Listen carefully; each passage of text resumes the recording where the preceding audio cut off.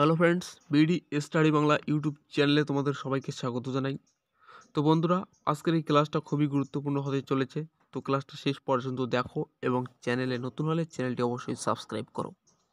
দেখো, প্রথম প্রশ্ন, জীবদেহে প্রয়োজনের তুলনায় কম ভিটামিন থাকলে তাকে কি বলে?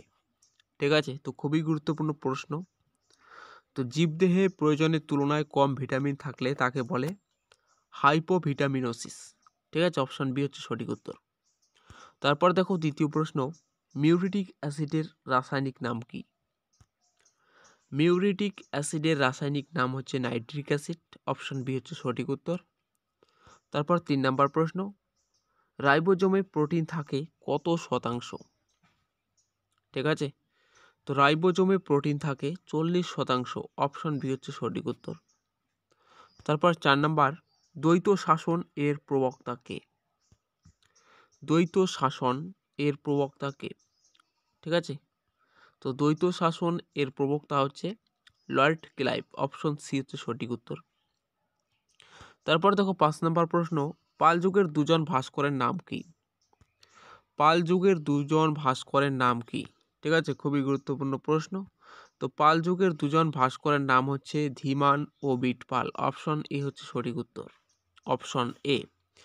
তারপর দেখো 6 নম্বর প্রশ্ন, গদর পার্টির প্রতিষ্ঠাতা কে? গদর পার্টির প্রতিষ্ঠাতা কে? তো গদর পার্টির প্রতিষ্ঠাতা হচ্ছে লালা হরদয়াল। ঠিক আছে, অপশন ডি হচ্ছে সঠিক উত্তর, লালা হরদয়াল। তারপর দেখো 7 নম্বর প্রশ্ন, মিরাত উল আকবরের সঙ্গে নাম জড়িত নিম্নের কার?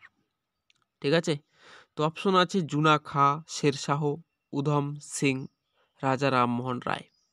ঠিক আছে, তো মিরাত উল আকবরের সঙ্গে নাম জড়িত হচ্ছে রাজা রামমোহন রায়ের। অপশন ডি হচ্ছে সঠিক উত্তর।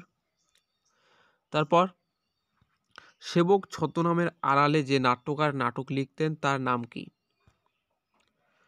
সেবক ছদ্মনামের আড়ালে যে নাট্যকার নাটক লিখতেন তার নাম কি? তো তার নাম হচ্ছে গিরিশচন্দ্র ঘোষ। অপশন ডি হচ্ছে সঠিক উত্তর, গিরিশচন্দ্র ঘোষ। ঠিক আছে, তারপর দেখো 9 নম্বর, যে তামাক উৎপাদনে পৃথিবীতে প্রথম স্থান অধিকার করে কোন দেশ?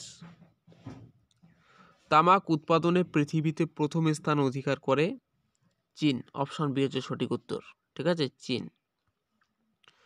তারপর দেখো 10 নম্বর, যে পশ্চিমবঙ্গ সরকার নতুন শিল্পনীতি ঘোষণা করেন কত সালে?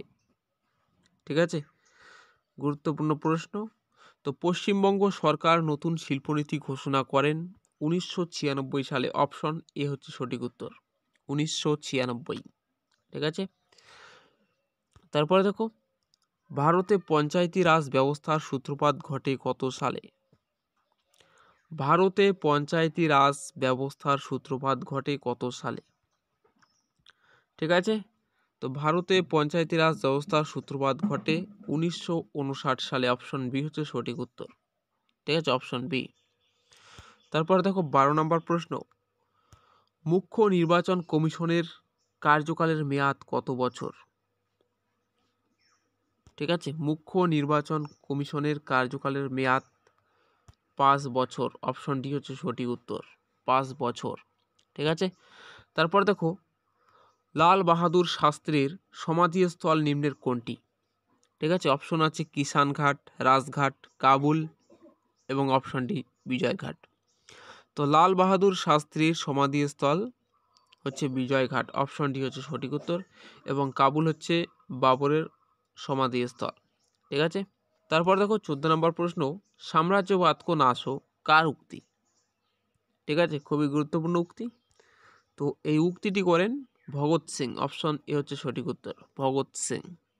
ঠিক আছে, এবং তোমাদের এই ফুড সাইকেল লক্ষ্য করে 1000 প্লাস এমসিকিউ প্রশ্নপত্রের পিডিএফ বানানো হয়েছে, যেটার দাম রাখা হয়েছিল মাত্র 99 টাকা, কিন্তু সেই পিডিএফটা এখন একদম বিনামূল্যে পাওয়া যাচ্ছে। তো সেই পিডিএফটা পাওয়ার জন্য তোমরা এই ভিডিওর ডেসক্রিপশনে হোয়াটসঅ্যাপ গ্রুপের লিঙ্ক পাবে, সেই গ্রুপে যুক্ত হয়ে তোমরা পিডিএফটা একদম বিনামূল্যে নিতে পারো। ঠিক আছে, তারপর দেখো, সিন্ধু সভ্যতায় গৃহ নির্মাণের মূল উপকরণ কী ছিল? সিন্ধু সভ্যতায় গৃহ নির্মাণের মূল উপকরণ কী ছিল?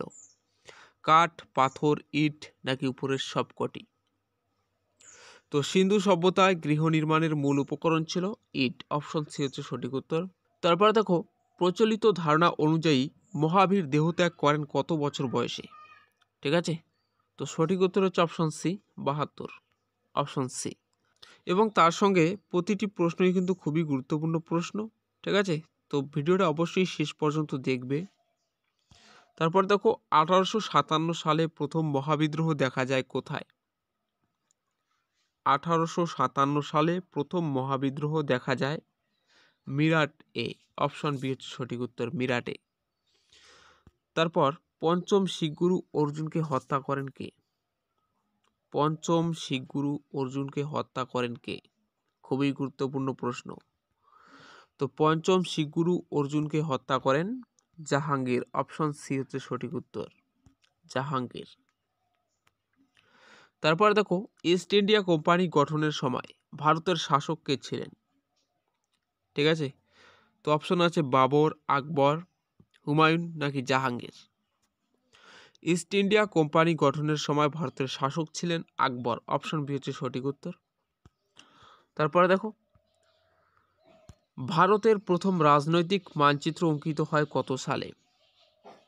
ঠিক আছে, ভারতের প্রথম রাজনৈতিক মানচিত্র অঙ্কিত হয় 1953 সালে, অপশন ডি হচ্ছে সঠিক উত্তর। তো আজকের ক্লাসটা যদি ভালো লাগে অবশ্যই একটি লাইক করবে এবং চ্যানেলে নতুন হলে চ্যানেলটি অবশ্যই সাবস্ক্রাইব করবে। ঠিক আছে, তো আজকের ক্লাস এই পর্যন্ত, দেখা হচ্ছে পরে এক নতুন ক্লাসে। ততক্ষণের জন্য ভালো থাকবেন, সুস্থ থাকবেন, ধন্যবাদ।